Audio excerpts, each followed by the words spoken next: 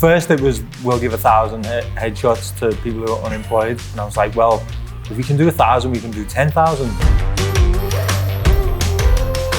Hey everyone, it's Kendra Rommel with the Rommel Report. I am coming to you today with a good friend, Tony Taafe, with Tony Taafe Photography and 10,000 headshots, which is his most recent accomplishment. Without further ado, Tony, thanks for joining us. Thanks for having me. What makes a good headshot, professional headshot? Expression. And long and short of it is expression. The light could be good, it could be okay, it could be bad.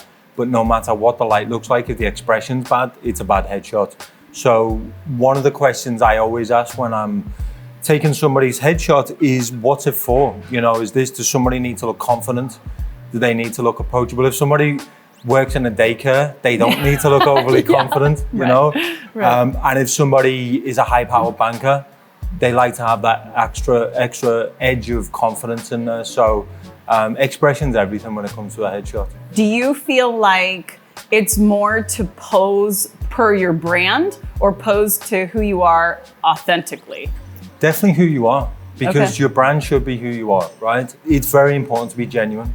People can spot somebody who's not genuine a mile off. True. Right. Definitely to who you are, but your brand should be who you are as well. I agree with that. If you're self-employed, right, you're creating a brand. Even like myself, I look at myself as self-employed within an organization, kind of more of a plug and play. And so I kind of lean on the branding, not kind of, but I do lean on the branding of my organization, but independent of that, I clearly am branding myself. So the people who are, let's call it plug and play or representing another company, although their vision may be in line, it may not be their brand. Mm-hmm. So what would be the recommendation in that scenario? Again, for me, the fallback answer is always just be genuine. If you work for a certain brand and the brand is, you know, very hard and kind of ruthless, or, you know, it's the other end of it and it's very light and airy, you've been given that job for a reason. Yeah, right. So right. If you're a very light and airy person in a very confident branded business, then you've been given that job for a reason, you know, and so in none of these circumstances would I suggest being anything other than what you are, because you'll be found out. People know when somebody's not being genuine, you know. And I mean, for sure, I feel that. Yeah, and so I think that's number 1, 2, and 3 rule.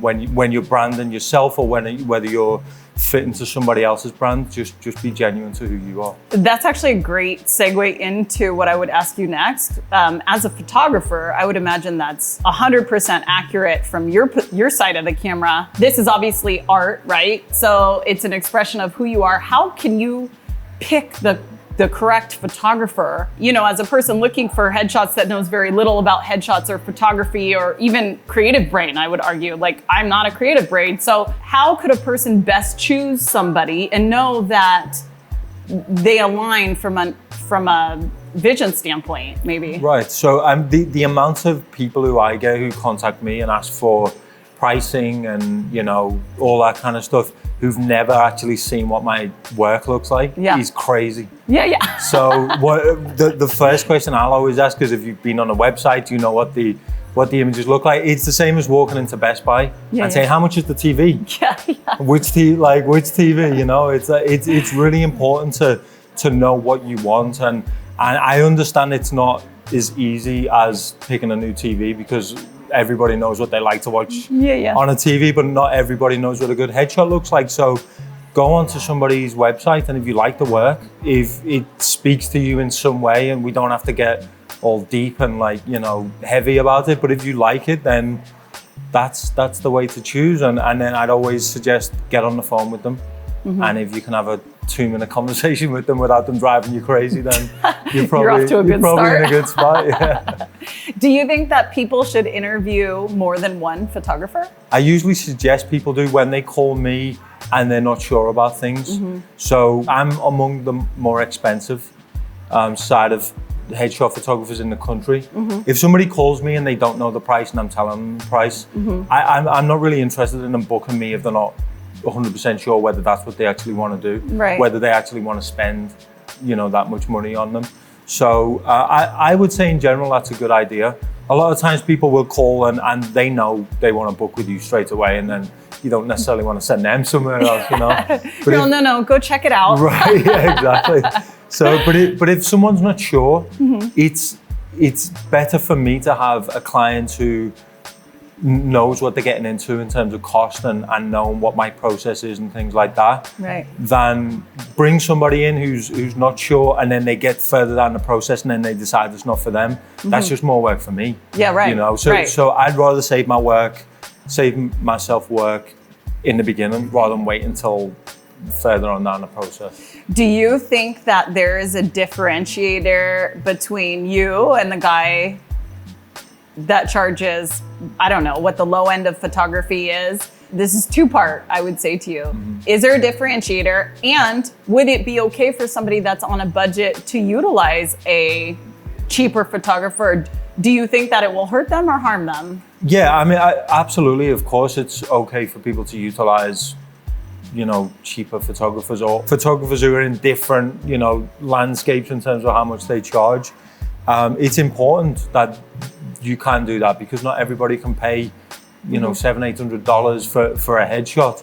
You know, I wouldn't say that I'm better than somebody like that, or I even would create better photographs than somebody like that, because it's subjective, and I'd never be disrespectful to somebody who just doesn't charge the same amount as me. Right. But I know how much I will work for and how much I won't work for, and I charge accordingly, and people pay it, so it's it's working. Yeah. Why change a model that's working? Yeah. You've been in photography now how long? I've been a photographer for since just after I moved to Los Angeles in 2011. That's a story we can go into. I kind of fell into it by accident. I was a photojournalist for the first 5 years I was here, and then I've been a studio photographer for the last 4. Did you make that switch because it felt like a natural progression, or did you make that switch because you enjoyed the headshot space more? So I just got burnt out from, when I was a photojournalist, I started off, I was freelance, and I just moved to LA. I used to get in my car every morning, and I had no money. Yeah. And I had to make money, like so many in LA, but you wouldn't know it. Right, I know, right. I had to make money, otherwise I was going home. So what I used to do is I used to get in the car every morning, drive around LA looking for things to photograph and sell it. But I got quite good at it. Then I got offered a job with a really good news agency, and I traveled nonstop for 4 years. I did 46 states around the US, like small towns in the South, obviously the big cities, and the Midwest. It was amazing, but I was exhausted from it. I was gonna say fun but exhausting. Yeah, right? yeah. It was great. While it was great, it was the best job in the world. Right. But then I just got tired of it. I'd go out to work and kind of not be 100% sure if I was coming home that day, or I was going to LAX to get on a flight somewhere. One of my best friends now, he's a headshot photographer. I met him at the time, and he's like, "Give this headshot thing a go," and I'm like, headshots? That's the most boring thing I could think of in the whole world. And how are you going to make money doing headshots? That's ridiculous. But it's really cool. I love it. Did you determine your price point or your worth right out the gate? Or was it a slow learning process for you, building your business, doing a lot of free work, freelance work, for exposure? How did you go about building what we know to be Tony Taafe today? Right, so I definitely didn't set my worth off the gate like that. I think when most photographers are starting out, unless they're incredibly fortunate, they have to charge less than most people do. If I would have charged more, people wouldn't pay it. It just wasn't worth it, you know. I wasn't very good, so nobody would pay it. How much I charged wasn't so much in line with how good my work was. It was how confident I was in the work, right? Because I could be the best in the world, but if I don't know it, I'm not going to charge a lot of money. I could be the worst in the world, but if I think I'm the best, I'm probably going to make more money than, you know, the average worst person. So it was definitely in line with my confidence. And as that grew, I charged more money, and you know, it's going into a good place. I know you just did this huge project, which I want to tell everybody about. I think it's such a cool project, which is the 10,000 headshots for unemployed people. Talk to us a little bit about that and how or why you decided to do that. I mean, even just you saying that, like all a million things come through my mind.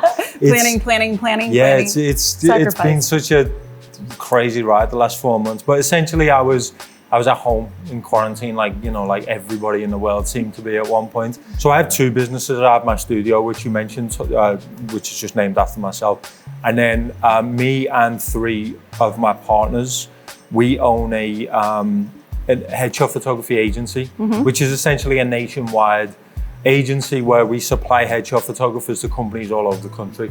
A lot of large companies who have different locations in different states, and they want a consistent look across the board.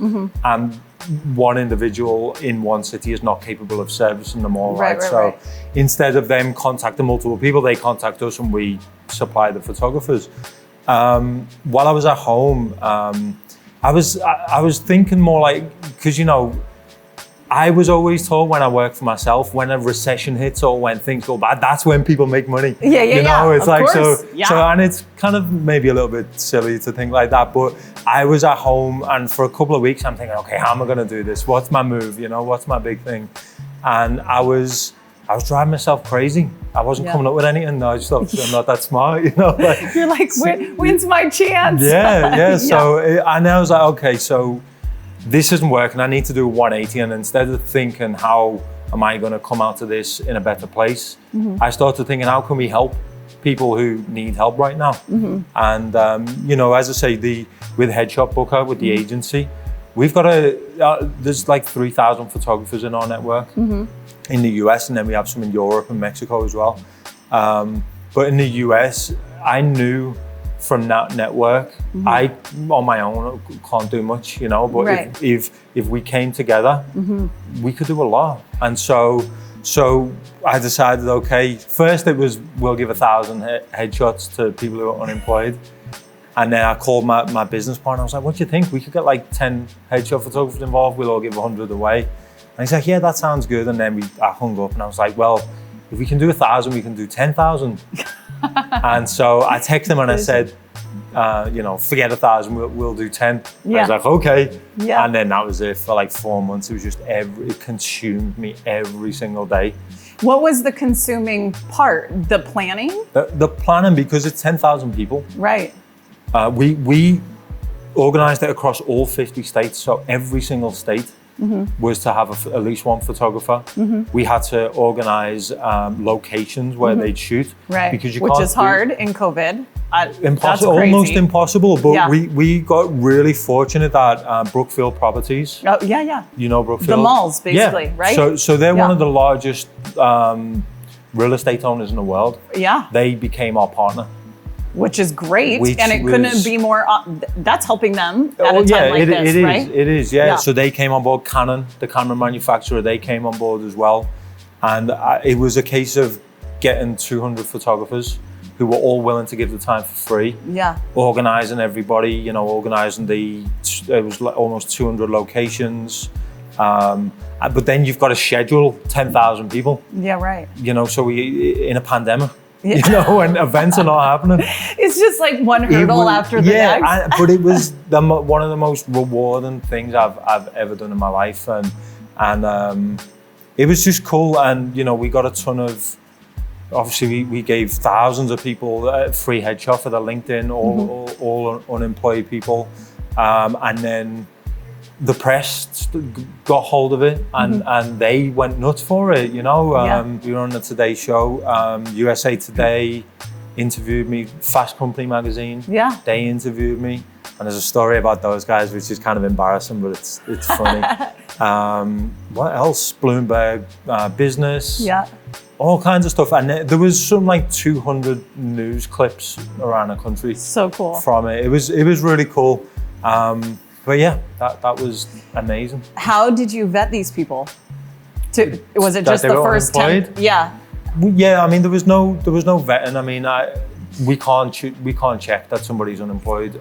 It was more of a honor system. Honor system, yeah. I mean, I have faith in people that I'm sure some people did. Honestly, out of that many people, I'm sure some people had a job and took a free headshot. I mean, I think that's the only way to run is how you want to be treated, and you have to assume other people are are similar, right? Right. But I'm speaking more to, was it just the first 10,000 that applied for appointments? Yeah, so we set up on our website, headshotbooker.com, we set up a scheduling page, which was run through Acuity, a really cool scheduling software. And we had, I don't know, however many calendars, however many locations we had a calendar for each location. Nice. 10-minute increments throughout the day. Yeah. And they just go in and book their spot. And did you just issue their photo immediately after the session? So we had this really cool software called Spot My Photos. And essentially, so say if I was photographing you, you know, it was all social distancing and stuff like that. So you'd stand in front of me, I'd take your phone number down and essentially assign that phone number to you. Yep. Every single shot I took of you got text straight to your phone. Oh, that's through awesome. This software. It's really cool, this software. That was another partner who came on board. Yeah. So we also saved 200 photographers the pain in the butt of having to go home and send emails out and all that kind of stuff. So yeah, it was really cool. That's so awesome. That speaks to me so much, because that's what this is about. It's about leveraging your network for the greater good of society, the community, and people, you know? I mean, I think that each one of us are given talent. Sometimes it's not even known to us, right? Until to your point, you know, you're sitting at home and you're thinking, you were in it what's my next step, right? Yeah. How can I capitalize in a otherwise down time, right? But really what came out of it is so much greater, right? Yeah, what came out of it was unbelievable. I didn't expect it. Right. You know, I was hoping that something cool had happened, but it was ridiculous. It's crazy. So where do you go from here? Do you do another 10,000 in a year, in 6 months, 4 months? What does that look like? In a year, yeah. I want to make it an annual thing, you know, and if in 10 years time, and who knows, it's 10,000 now, you know, in a non-pandemic year, which hopefully next year is non-pandemic. Yeah, let's hope. Let's hope. You know, we can photograph a lot of people. So if in 10 years time, we photographed 100,000 unemployed people and given them something that can help them find a job, find employment, then that's cool. I love the thought of that, you know. That'll give us purpose on top of just, you know, making money. Well, it's your brand, right? Like I mean, I guess now it will be, but it, you know, wasn't intentional. Yeah. But what a cool brand to be able to help people. 100, yeah. In our space, I compare that, which has kind of a negative rap. Actually, it's not really for the purpose of helping people, but we have what we call AMCs, which are a hub for appraisers all over the nation, right? They house these appraisers, and this was implemented at a time when downturn, you know, the crash, where the government started, you know, forcing all these new regulations because they didn't want fraudulent appraisals. So they started housing all these vetted appraisers who did work, obviously, to gain financially. I mean, they're independent, you know, contractors. But nonetheless, if you can take that and not just extract, obviously, the financial upside, but know that you're making an impact, I just think that that's so cool. Like, that really is our purpose in whatever field you do. And so during these interviews that I have with lots of people, there's a common denominator. I think, to your point, most people want to extract the good in people and see the good in people. And you have to be creative. Right. Sometimes, you know, to really pull that out, because it's easy to get caught on the hamster wheel. You got to support your bills in LA or wherever, whatever side of the pond you're on, you know? Right. Yeah.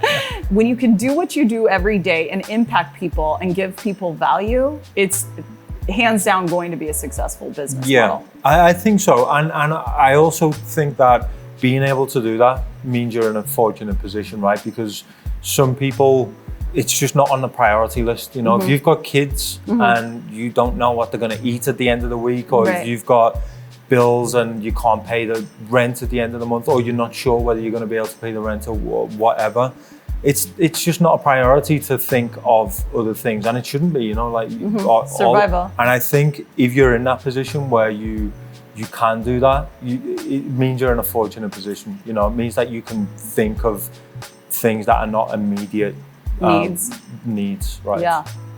Do you really, though, think that it costs that much to extend yourself to make an impact? I think when you've got a family and you're struggling to support them, yeah, I think that's a big extension, yeah. Do you feel like this, just as an example, the 10,000 headshots, do you feel like you extended yourself financially to make it happen? Yeah, probably spent about 40 grand on it. Wow. And that was just pulling together people or resources or all of the above? All of the above, yeah. It was, signage for all the locations and there was a ton of different things that had to be designed, actual print and shipping and then design of things and that's not even including time spent. If it was billable hours, So, but no, I get the point. I think everybody, it would be great if everybody could position themselves in a way where we are thinking of other people a lot of the time. But I also believe that priorities are just different for everybody. And for some people, it's very difficult to be able to do that. And that's no fault of their own, I guess. It's just a situation. I mean, I think both sides are true, to be honest with you. I think some people are visionaries and can do that and make it happen because that's their purpose, right? But the reason I asked you those questions is because as a small business owner or someone that just tries, I think there is a realness to it. Things cost money. You have to spend money to forge ahead in whatever you do, I feel like, and I think it's a misconception. They see someone like you that has a extremely successful business that you can just do whatever, right? That's the natural assumption. What is it for Tony to give 4 hours? Because that's the time they see you, front facing, but It's not 4 hours. It's hundreds of hours leading up to the 4 hours that's taking away from your $250 a headshot. And so I think it's important to highlight these qualities in, the human race. Like, you are doing something fantastic for people that otherwise wouldn't have an opportunity. And I think that's so commendable. Thanks. And it speaks so much to your character. And that's probably what warrants your $250 a headshot, because you can extract the goodness in people and the raw qualities of another human being, which to me that epitomizes success. I think that's awesome. I appreciate it. It's kind of you to say. Yeah. So going back to just some basics with you, how important do you feel a headshot is? I mean, it's incredibly important. I think that when we were doing all this 10,000 headshots organizing, we found out the statistics of, a LinkedIn profile, as an example, with and without a headshot, and I can't remember what they were, but silly. I know. I think I'm pretty certain it's, if you have a headshot on LinkedIn, you're 21 times more likely to get a connection request, and I think it's 9 times more likely to be contacted by somebody in your, your inbox or whatever. And so for opportunity's sake alone, the $250 for a headshot thing, that is in a situation like what we've done today, where we're on location and there's multiple people done in a relatively short amount of time. If somebody's coming to my studio, they're paying upwards of $1,000 for a headshot. And I'll be with them for maybe 2 hours and we'll do different outfits and all that kind of stuff, and people are really happy to pay. And that's the importance of a headshot. You don't have to spend that much money. Like we mentioned earlier, there is different options for different budgets, but it's really important. And a lot of people still, even now, which blows my mind, say, well, why does your employer need to know what you look like? And your employer doesn't care what you look like, but your employer cares how you present yourself. That's right. And if you take yourself seriously, are you going to represent their brand? Because if you can't be bothered to represent yourself properly, you're probably not going to represent their brand very well. And so that, I think that's where the importance comes in, is that it just shows that you take yourself seriously and that you present yourself in a professional way. And so for anyone there's a large majority of the population, even with all the social media platforms kind of evolving to what they are, and everyone has multiple social media outlets. And they're getting more and more comfortable with vlogging and with, you know, this selfie stick movement, right? But to the people who don't enjoy being in front of a camera, whether video or a still photography, do you have advice for that person? Well, the first part is they're not alone. That's pretty much everybody in the world doesn't enjoy being in front of the camera. The only advice really is to find a photographer who can make you feel comfortable, because I think that's the trick, honestly. When we spoke earlier about what makes a good headshot, right? The lighting, and you could be the most technical person in the world and you could have beautiful light on somebody. Right. But if you're awkward and strange, then they're gonna feel awkward and strange, which means they're gonna look awkward and strange, right? So having that skill to be able to just make somebody relax in a short amount of time is the thing that kind of they wanna look out for. So when you approach a new shoot, right? And you really don't know that person, right? You yourself are a human being also with your own emotions walking into a new job, big or small. There could or couldn't be apprehension with that, or maybe you're just, I mean, regardless of how you're feeling, you're exuding confidence, and your job is to make the other person feel comfortable. How do you do that? Where's the switch for you to be genuine and get the best piece in those situations? That's a good question. I don't know what the answer is, to be honest. It's one rule I have for myself is I don't change what I do I adjust how I communicate for people, but I don't change what I'm trying to do for anyone. I've photographed CEOs of multi-billion-dollar companies for their annual reports. And then, you know, I've photographed people for free.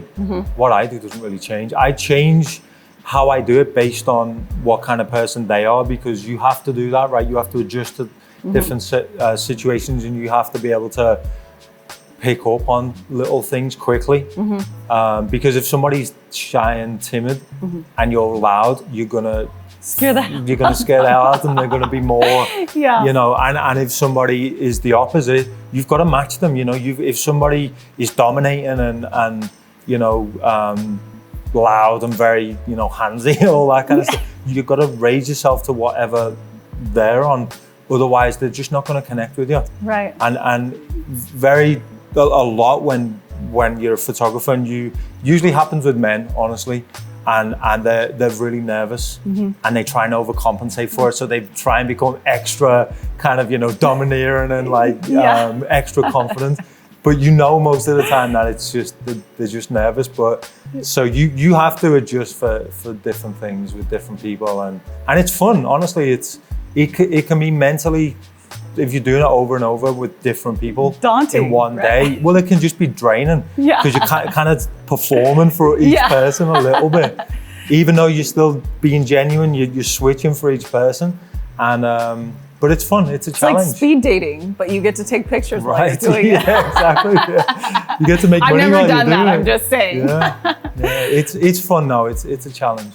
What is your 1 year, 2 year as a business owner and or as an artist? Where do you see yourself? Right, so I mean, for me, obviously, you know, I think everyone has those 1 year, you know, 3 year, 5 year goals and plans and stuff like that. And it's different for different businesses. Of course, yeah. But different businesses that I'm involved in, I mean. But the answer in a nutshell is, as long as in 1 year and 3 years and 5 years, I've got something to look forward to, I'm good. You know, that's really what's important. So what's your drivers at this point? Like what gives you that fire each and every day? Just the fact that I'm pinching myself every day thinking I get to take photos of people and people pay me to do it. Like this is not where I grew up in Liverpool in England. The unemployment rate's high and most people have manual jobs, and you know, I did them as well when I first left school, and that's work to me. Like that is, you know, I remember my dad was a builder, and when I left school when I was 16 and I went to work with him, and I remember once, it must have been December, but it was freezing cold and we were doing roadworks, like, you know, the stuff you see, laying curb and flags and flagstone and all that kind of stuff.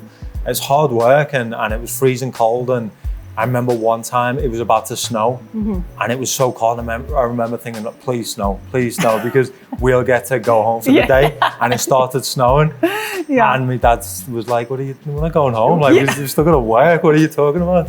So when I look back to that, to what I'm doing now, this is easy. This is not work. This is like, I feel like the luckiest person in the world, and that's what drives me. Like, why would I not be really happy and excited about that, you know?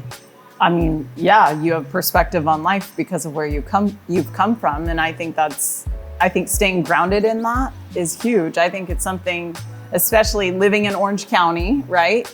In privilege, you tend to lose sight of your foundation.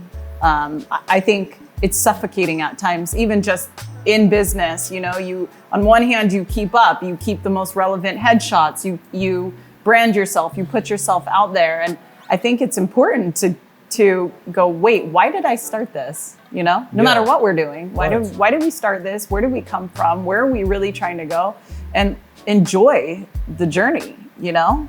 I don't think it's always about creating this financial, glossy vision of success. Success is so different for everybody, you know? And so absolutely. And I also think that if you're doing the right thing and enjoying it, the financial rewards will come. They'll come most of the time, you know, especially if that's part of your motivation. I think it's part of my motivation. I think it is for most people, but I just know that'll come. And if it doesn't come and I'm still looking forward to things and I'm still enjoying myself and I'm still not digging holes in the snow, then I'm in a good spot, you know, it's good. Well, Tony, it's been awesome having you join us on the Rommel Report. And I know you're super busy. I know your project is behind you, but you have tons to look forward to. If somebody wants to get in touch with you, how would they do that? So my Instagram's the best place for that. Tony Taafe. It's a weird Irish name, so it's Taafe. You can go to my website and stuff, but Instagram's the place to get me. Okay, awesome. Well, thanks everybody for joining us. I'm super, super pumped to have had the time with Tony. I hope you guys all were able to learn a little something about headshots and their importance. Thanks for hanging out. My pleasure.